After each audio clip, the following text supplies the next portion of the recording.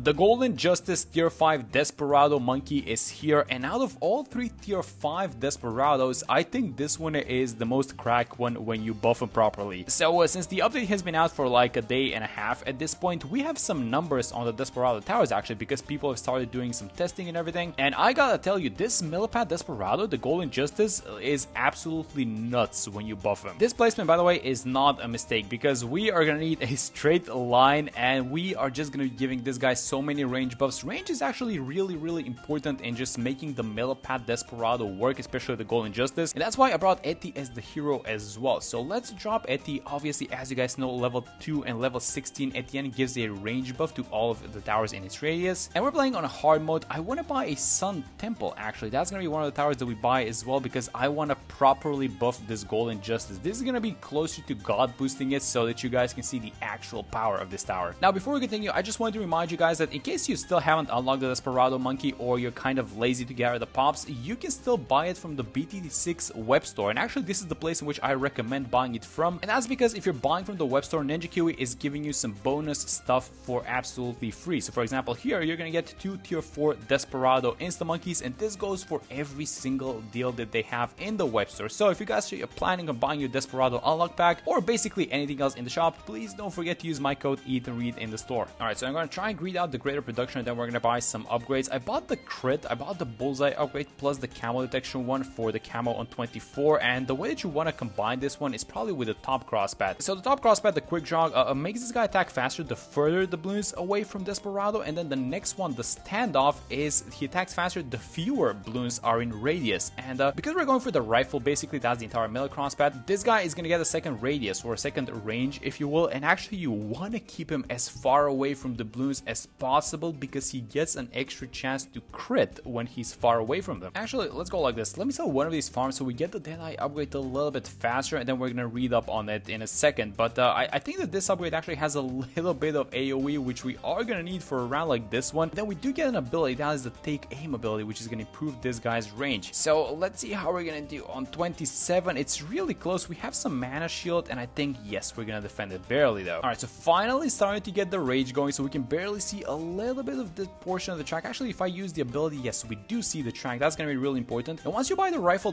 is actually really strong. It does a couple of things. Number one is the Take Aim ability, which is the thing that I just used on him. So basically that ability reduces the shot spread, it gives camo detection to the tower if the tower doesn't have it, and it gives a lot of extra range. A great thing about this guy is that he does have a little bit of AoE with this rifle. So you know, not even though he's like a single target oriented, I guess, he does 12 damage per attack with the shotgun on the tier 3, and then he has a 4x damage crit, so that goes to 48 when he crits. That's a lot of damage actually. Still leaking though, still not the ideal way to deal with the huge groups of balloons. And as you guys know, he has 2 radiuses essentially, so when the balloons enter this small radius, he starts using the pistol, and that is the thing that you, as far as I can tell from my testing, you want to avoid that. You know, something that I noticed is the targeting doesn't exactly matter. If I set him on last, like that doesn't mean that he's going to be using the rifle essentially, so you cannot cheat the system. Oh, let's actually use the drones, and let's get some upgrades going. Let's get the marketplace, and I'm really trying to get to the bounty hunter, the tier 4 upgrade as fast as possible. So do we have this one? Yes, we do. All right, so here comes the Moab. Let's give him the Take Aim ability, and look at the range. Yes, we are getting there. So when we're done with this guy, he's gonna be able to see like towards the start of the track, I'm pretty sure. Let's just see how he does versus the Moab in the inside. So he should be able to one-shot. Oh my god, we broke them apart. No, let's actually restart this one. All right, so here's how I want to play this. Let's give him a little bit of extra attack speed. Let's see if like a tiny bit of attack speed from the jungle jumps is gonna help us beat this one. So let's give him the Take Aim ability. Maybe we get some lucky crits or something like that. Oh my god, what is even happening?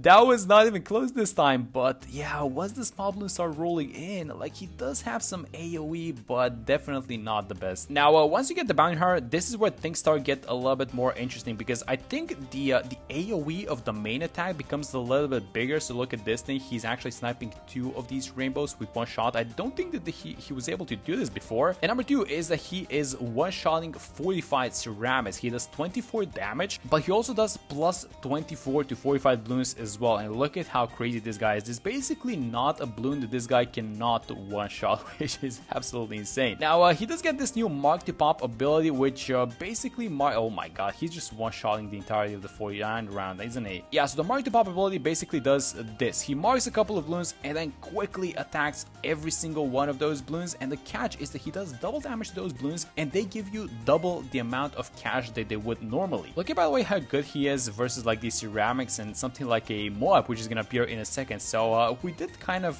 I guess the first time we struggled versus the Moab around 40, and then look at just what he does to a Moab right now. This is insane. It's only the tier 4. Once you buy the bounty hunter, I don't think that this guy loses in free play, and I think that's the case with the top pad, the Blazing Sun as well. It's just that the Blazing Sun has absolutely no AoE. So if you guys watched the video that we made yesterday, like as soon as you break up the balloons into small groups, the Blazing Sun just struggles because he's like a glorified sniper. He's something like a 303 sniper, I call it. This guy, however, absolutely no issues. So I'm just gonna keep farming. I'm just gonna keep buying a couple of central markets, honestly, because he doesn't seem like he's gonna lose anytime soon. We can get the stronger stim and maybe some upgrades on the Alchemist, and let's actually give him a little bit of extra range to see how far we can see now. So this is gonna be the take aim of Bill. Oh yeah, look at this thing, guys. Look at how much we've extended the range so far. We can actually do a couple more things because he's a primary tower, so we can get the primary training and the primary mentoring. And now look at how big this range is. In a second, we're not even gonna be able to see this circle. Also, a very good combo, by the way, with the primary mentoring, because it gives a 15% cooldown reduction to all the primary abilities, and this is obviously primary ability. So let me just check what is the uptime on the take aim ability while we are watching him like 4-shot a BFB, which is insane. Yeah, let's just kind of watch the duration. So definitely over 50%.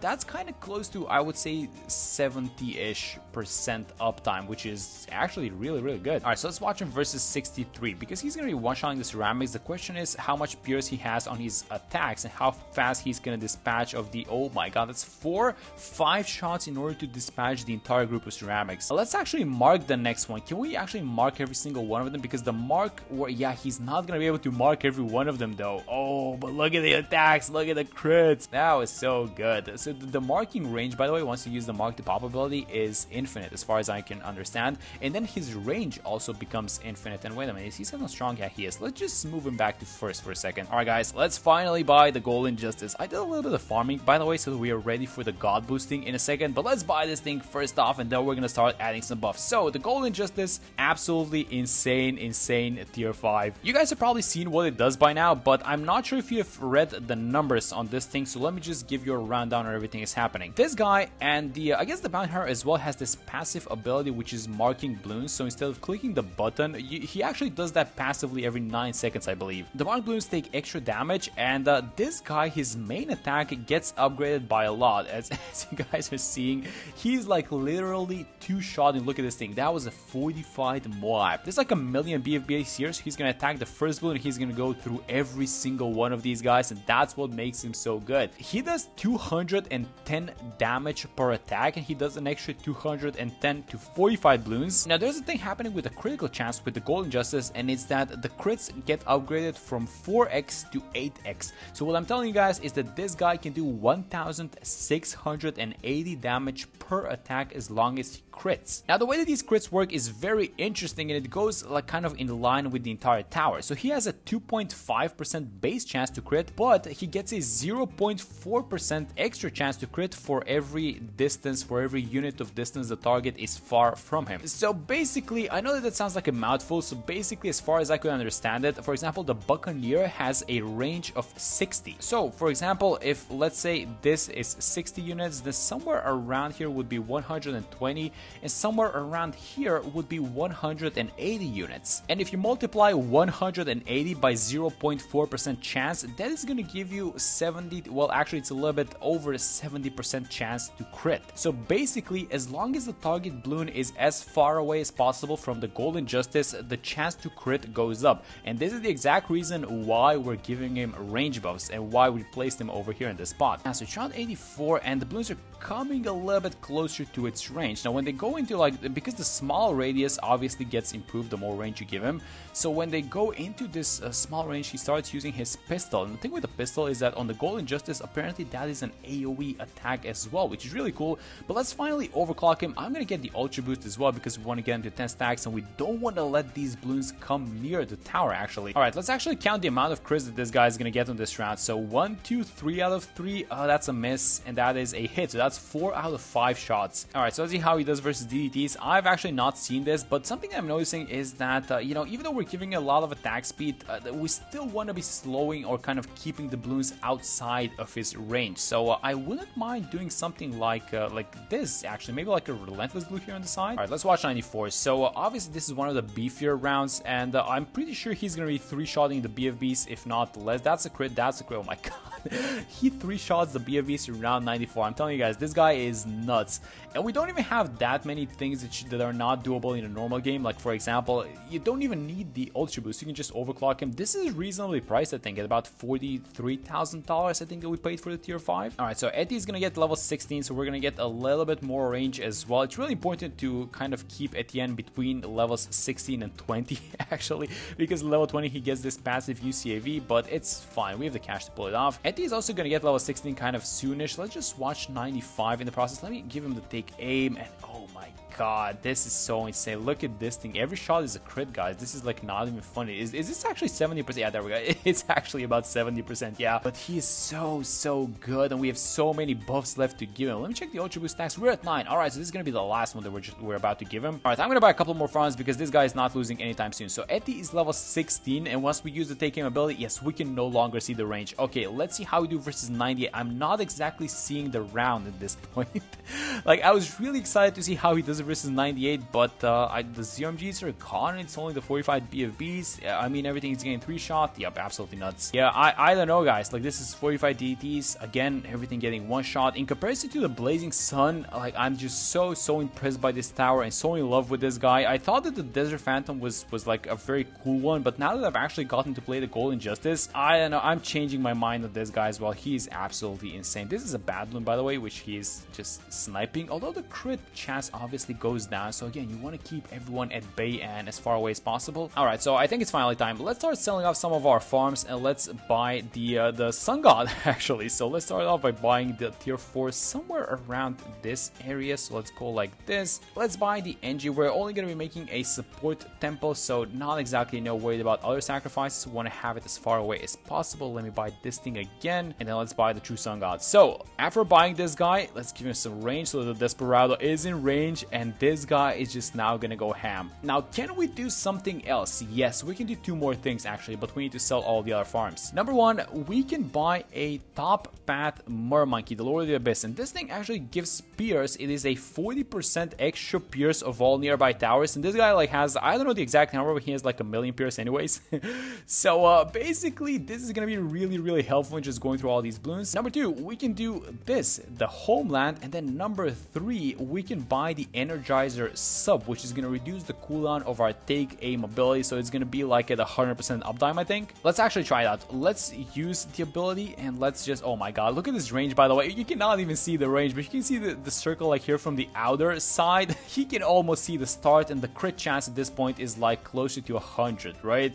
Let's just watch the uptime on the take aim ability. So it's still up. No, it just expired. Okay, so it's really close to 100% at this point. It's not 100, but it's like 80, 85 for sure. Okay, let's for the first time ever combine all of the abilities at once. So let's use the Ultra Boost, let's use the take aim ability, and let's use the Homeland. And this guy is attacking. Oh my god, he's attacking like a bottom pad sniper. Like, look at how fast the projectiles are going out. That was a bad balloon, by the way. Yeah, this guy is nuts. Let's actually do something like this. Let's buy the Call to Arms so that when the Homeland is down, we can have another buffing ability up and running. Let's do the Homeland thingy again, and this, oh my god, absolutely wild. Everything is a crit. Look at this guy. He's like a robo super monkey at this point, like the middle pad. He is not losing anytime soon, is he, guys? I don't think so. Like, the second that he stops one-shotting some of these balloons, that's when he's gonna lose, because he's eventually gonna get overwhelmed, but I'm not even sure like when that's gonna happen. Alright, there might be one last thing that we can do to buff this guy, and that is the Boomerang Paragon, actually. So I think that the Boomerang Paragon gives a 10% attack speed buff to all, well, it gives the buff to all primary Paragons,